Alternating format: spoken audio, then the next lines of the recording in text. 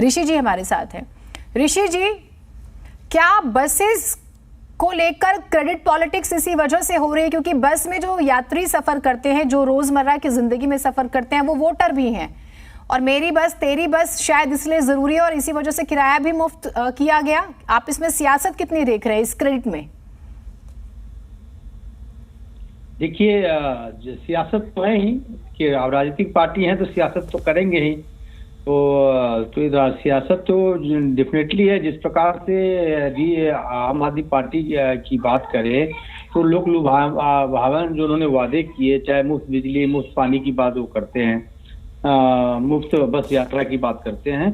आप मुफ्त जो है आप देना चाहते हैं, दीजिए, लेकिन उन लोगों को दीजिए जो जरूरतमंद है। सिर्फ इसलिए नहीं कि आपको अपना वोट बैंक करना है। जहाँ तक सीएनजी का आपने दोनों प्रवक्ताओं से सवाल किया, जहाँ तक मेरी जानकारी है सीएनजी बसेस जो है राज्य सरकार खरीदती है। यदि मैं सही हूँ, यदि मैं गलत हूँ तो मुझे करेक्ट करेंगे। जो ये बसें जो 50 बसें जो दिल्ली सरकार ने आज सड़कों पर उतारा है वो राज्य सरकार के पैसे से ही खरीदी जाती है। मनोज तिवारी जी का बयान मैं समझता हूँ कहीं न कहीं गलत है। यदि शबनम जी, यदि मैं गलत हूँगा तो मुझे प्लीज करेक्ट कीजिएगा।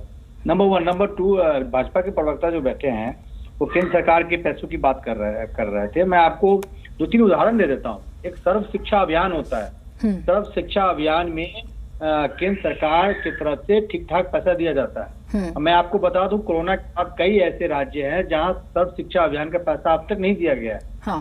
जीएसटी जो होता है जिसमें राज्यों की हिस्सेदारी होती है, कई राज्य ऐसे हैं जिसका कई वर्षों से जीएसटी का जो बकाया है केंद्र सरकार पे नहीं दिया गया है। तो इस प्रकार के जो दावे, चाहे वो आम आदमी पार्टी करती हो या बीजेपी करती हो, वो मुझे लगता है जो जमीनी हकीकत है उससे परे है। तो जो चाहे वो बीजेपी के प्रवक्ता हो या बीजेपी के सांसद हो, वो ये कहते हैं कि पूरा हिंदुस्तान केंद्र सरकार के पैसे से चल रहा है, या आम आदमी पार्टी के जो नेता आके कहते हैं कि दिल्ली में मैंने पूरा काया पलट कर दिया, उसमें मेरी भूमिका है। तो दोनों गलत है। कहीं न कहीं पूर्वोत्तर जो सरकारें हैं उनका भी महत्वपूर्ण योगदान है, शीला दीक्षित जी का महत्वपूर्ण योगदान है, केंद्र सरकार से भी पैसे मिलते हैं। लेकिन यदि आप पैसों का जो बंदरबाट कर रहे हैं अपने वोट बैंक को मैनेज करने के लिए, वो भी सही नहीं है। आप मुफ्त की सेवाएं दीजिए, लेकिन उन लोगों को दीजिए, जरूरतमंदों को दीजिए। मैं राजस्थान से पढ़ा हूँ, मैं एक छोटा सा एग्जाम्पल देता हूँ। राजस्थान में स्टूडेंट को आधे पैसे देने होते हैं, यानी 10 रुपया किराया है कि तो 5 रुपये देने होते हैं। ये आइडिया ठीक है, लेकिन आप स्टूडेंट को 10 का 10 माफ कर देंगे, वो फिर आपको वित्तीय बोझ आप सरकार पे पड़ता है। तो सरकार के जो अन्य जो इंफ्रास्ट्रक्चर के जो डेवलपमेंट के काम होते हैं वो नहीं हो पाते हैं।